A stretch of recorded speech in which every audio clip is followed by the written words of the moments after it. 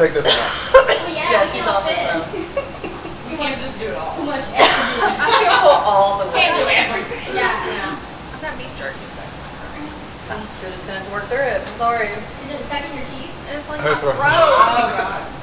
Do the Did you like chew it? You know what I'm talking about? Do like the when there's water in your mouth and you're like I'm this, very like hungry. just Swallow like it moving all. around.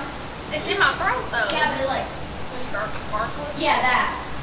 Don't go out. I'm glad it's recording because I Don't gargle beside me. Yeah, let it out. It like releases it. Like it actually worked. Oh. I have It chewed a worked? lot of food. Hi, I am Hannah O'Neill with Geneva Financial.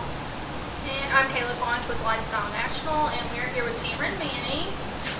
Tamron, why don't you tell us what you do? I am a independent insurance agency owner in Lexington, Kentucky. My office is in Lexington. We help people from Kentucky, Indiana, and Ohio. Okay. How did you get into real estate? Kayla! Wait, that's question one was mine. No, who are you? Mine's why'd you get into real estate? Which one of you is Spider-Man? Tell us, how did you get into insurance? That's a good question. I got into insurance by accident, actually. I started off, I was a basketball player. I played overseas for about 3 years. And then I had a daughter in 2018. And I decided I couldn't be going back and forth across the country and stuff. So I needed something to do. So a buddy of mine had an Allstate office that I jumped in and just started working at. And then as I was working there, I learned that I'll probably be better owning a business than working for somebody. So I kind of branched off into the independent space, and now I am in the insurance business. So I think it was by accident, but it was a blessing in disguise, I would say. Nice.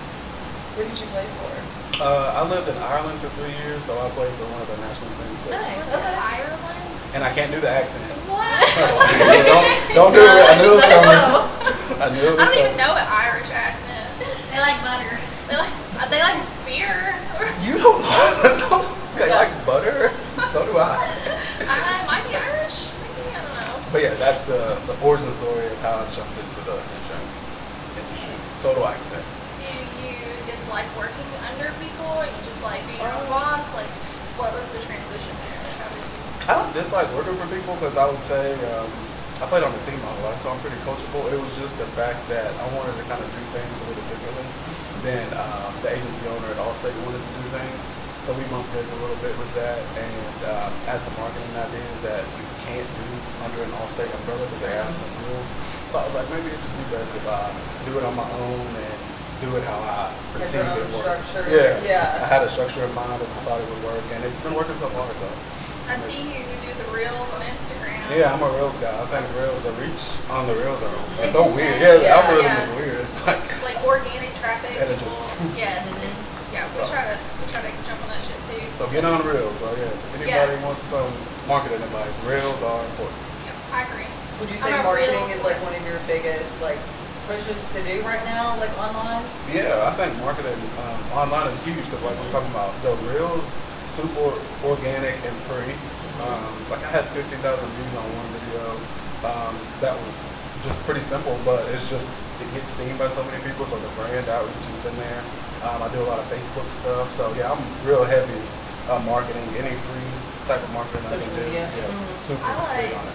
like the reels that you do because I feel like people can see your personalities and stuff. Yeah, it's Yes. not super serious. Yeah, Yeah. and they already feel like they know you by the time, like, if, I don't know, if they run into you in a grocery store or something, they Yeah, almost feel like they can exactly. approach you, so, yeah, And people are all about social media nowadays. You know, like when I meet new people, one of the first things I do is look them up on social media. You know what I mean? So if like, businesses, even if somebody, like, refers somebody to me, I'm like, okay, well, I'm going to see what their presence is like online first, Yeah.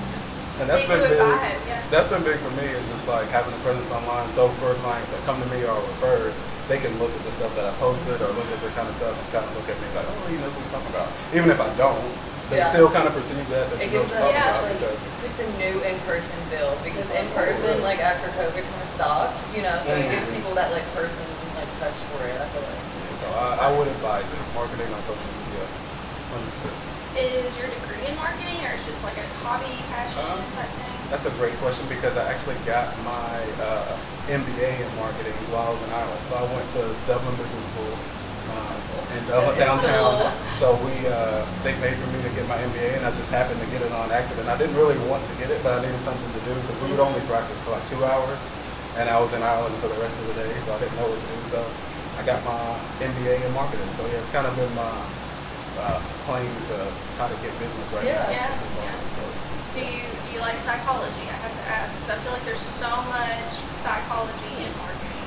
I do like the way people think. I like what makes people make buying decisions. I think that's really interesting. Like how they take like a process to buy something. Like I had it happen to me. Like I kept getting marketed for certain stuff, and then I went on their website and I looked, and I ended up buying something. So it's like I like the life cycle of how people buy stuff. So yeah, psychology's huge. So what do you think sets you apart from other insurance agents? I would say probably just my marketing one, because insurance is really weird. So people really are kind of have a bad, I think, context of what the insurance industry is, and different insurance agents. Some people that think people are sleazy in insurance and stuff like that. So what sets me apart is I try to educate people, teach them about their policy, teach them about what we can give them and what it does for them.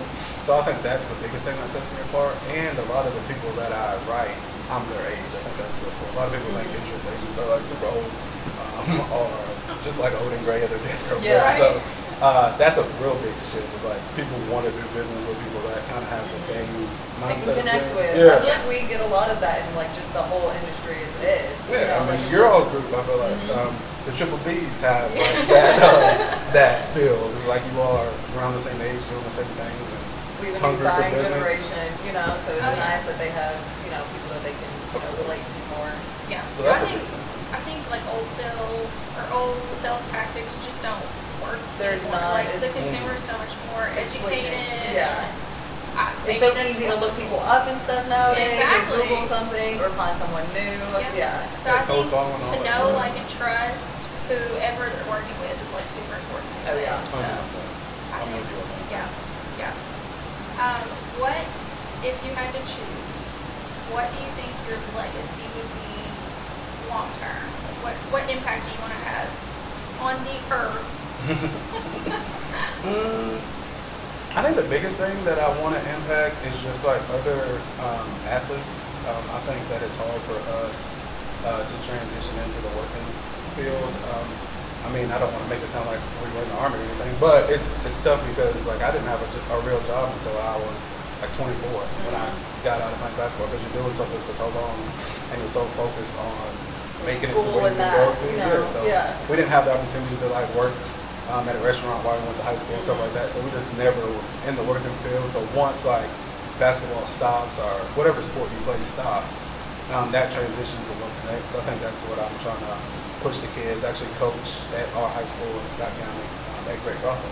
So I coach there, so I'm around kids still a lot. So I think that's a big thing that I want to leave. Is just there's other stuff you can do other sports. Yeah. I bet the transition is kind of strange from like It's super it's weird. like all consuming.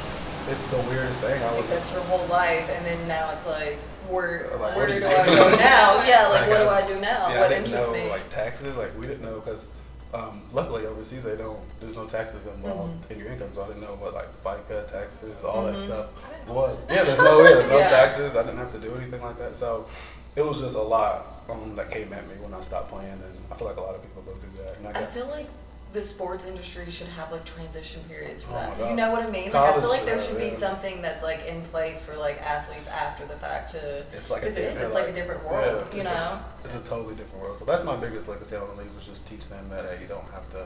If you don't make it as far as you want to make it in sports, there's other things that you can do. And I chose insurance, which the barrier of entry for insurance is pretty low. Obviously, you have to pass a test or something, but you have the ability to really help your financial situation in insurance. So there's definitely other options. That's my big thing. So Maddie kind of gave us a little short bio of you before you came today. She said that It's probably not the best. it was impressive. Was it pretty good? Yeah, I was impressed. I saw But it. she said so in insurance world you can buy a book of clientele, but you opted not to do that. Yes. Is there a reason why you did it that way? I'll give you the short answer. The reason why I did it, I wanted to kind of have big influence on who I was insuring. So like if I bought a book, like let's say Maddie was selling her book and I bought her book, of course I get all that premium that comes with her book, but I also get some of the clients that she wrote. So I don't know them personally, or I don't know about them or what's going on with them. Now that I started from zero, I've kind of been able to I guess check and balance who comes in and who, because you can't write everybody. I think that's the one thing about insurance that's a little different. You don't want to write everything because you have some risks that are a little bigger. And I do a lot of commercial stuff, so there's some commercial risks that are just like roofers and stuff like that isn't really up my alley. So that's kind of why I just wanted to make sure at the beginning I had some kind of control over who was coming into the agency and who we were insuring. But once I start hiring, I know I kind of lose that control because they'll write whoever they want to write and stuff. So, but at the beginning, I want to have the foundation of like a really smooth, cleaner book that I kind of had a big hand in at the beginning. So that's the main reason. Yeah, that's cool. Yeah, I respect I like that. Yeah, because I mean, it is your liability. So Yeah, it's nice. tough. It's hard to know everybody's story from like the get go. I mean, I'm sure Exactly. there's only so much in those books that kind of lay out like what the policy and stuff is that's in Yeah, place. I mean, you don't know the person, so it could have Exactly. been like Maddie told me she had somebody call her like 2 a.m. There could have been a bunch of people like that in the book that I bought, and I'm like, okay, I don't want this to happen. Yeah, can I return this to Yeah, sender? like it's not worth the premium it comes with. So that's why I chose to start from scratch. I think it just kind of speaks to building your business the way that you want to build your business. Yeah, It's like a exactly. reflection of you. Yes. So I respect that. That's kind of how I like to build mine as well. So Of course, yeah, I think Yeah. it was big for me to do that. It was a tough decision though, because it's a lot easier, obviously, to get yourself going if you bought a book, because now you have like income coming in, you're not worried about stuff. So it was tough, but it was one of my first like risky business decisions I made. So it worked out. yeah, pay off. Nice. I like it. So, if you had one piece of advice to tell your younger self, what would it be? One piece of advice to tell my younger self. I would probably tell him or me that I would tell us that just enjoy like the process of things, because I feel like especially me, I get so caught up in like what I wanted the end goal is. I forget like what happens in like between. So You rush it. yeah, I'm like so ready to get there. Then I get there, I'm like, oh shoot, all that stuff I is cool. missed Yeah, all of like, this stuff, all that yeah. stuff is cool. So I would say enjoy the process. I mean, I never really took the time to realize like it's really cool to own a business. It's cool to meet people like you all and be in situations where you can meet certain people. So not you, Maddie. I just think it's really cool. So just enjoy the process and don't rush things too much. I think Oprah calls it the joy of becoming. Yes. It's good. Oprah plug. Oprah, shout us out. Oprah, love Oprah. I agree with that though, because I'm the worst about that. Like, I always have like the next goal in mind, and I forget that like what we are doing is like It's cool. significant. You know, like Yeah. we're building, we're doing good things, and like I don't know, we don't take the time to enjoy that. So yeah, I definitely agree. I think it's a great piece of advice. I think when you are responsible for your own business, you're always thinking ahead anyway. Like you. I always that hustle think at least a mentality. month ahead, especially in our business. It's Yeah. always the next month that I'm like. Yeah, we're all looking into. monthly Yeah. rounders. Okay, Yeah, so that, like I'm looking into like July, which is now July, so like August, you know, so it's always the month after. So yeah, So yeah, it's, life gets away from you. it's really hard to like slow down and I mean, first of all, take time for yourself. But second of all, just enjoy the little things, like just Where sitting you down going and out. chatting and like you said, meeting people and yeah, it's challenging but important. I think a lot of people regret that when they get to like where they're not working anymore and they're just kind of like getting older. They regret like not being able to take time and doing stuff like this. So Living in the moment, like it's so important. Did you forget? I mean, you don't want to forget like how you got to yeah, whatever you the wanted to get grind, to. the That's the best struggle, part. I yeah, feel like like that's the best- story. I That's feel the like whole that's the story. best part. I'll never be this, I guess, free to do kind of things and do all this stuff. As I build a book and build my business bigger, there'll just be more pulling from me. So right now it's like the like golden time to like Yeah. hone in on the stuff. So I I would say think that, yeah, so. Important for people to remember too that like there's value in this the moment making. too and not like you always think I'm gonna be happy once I reach this goal. And Yeah. yeah, You'll it's- always it's set a gonna new be goal true. though. Yeah, there's But always once gonna you be another achieve it, you're goal. gonna set another goal. You You have know? to be Right, happy right. now So- too. Yeah. On the way to the goal, so I think that's a big thing. 100%. So we're all on the same page with that. Yeah, we like that. We're good. We like that. All right, well, so no accents. No accent. No so, accents. did you think of anything while we were talking? Is there a special talent you can show us, or you know, some fun Be like fact about hyper yourself? vocal or something. Well, I can tell a fun fact. Is that Okay. better? Alright, let's do Yeah, that. we'll It's not do a that. ton. So I have 2 fun facts about me actually. One, I am a very randomly really good poem writer. Oh. Really? Very random about me. You don't have Okay. any like. I'm not gonna throw We're it in. gonna have a real I'm not quick. gonna throw anything out. I don't want to throw anything. I don't want to throw anything out, but I wouldn't say just poems. Like I like to write, so I journal, I do stuff like that. So I'm a writer. I enjoy writing, so that's something that I don't think anybody really knows about me because I do it on my own. Yeah. And then And you don't share it. no, I'm not just posting it. And what's another fun fact? I'm scared of heights. Big fun fact. That's a fun fact. Yeah, I was gonna say When, you're when we were up there, I was like, "Oh, let's get back downstairs." Walk back down these stairs. So heights is something that's a no-go for me. So those are my 2 fun facts. No skills. So, No. Yeah, I get that. you all want to do 2 accents? I don't. I do This is not. the only accent that comes Bloody through. hell! Bloody hell. Maddie's the accent Yeah. girl. All right, I'll put y'all. Well, we sincerely appreciate you coming on and speaking with us for a while and being so cool. Like we were just talking about this with Kush about how there's so much competition in the industry and like a lot of people would be like, ew, no, there's already an insurance agent in this group. Like, Yeah. no, thank you. But she's not that good, so it's easy to infiltrate the BBBs.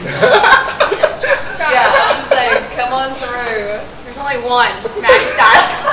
Shelter insurance.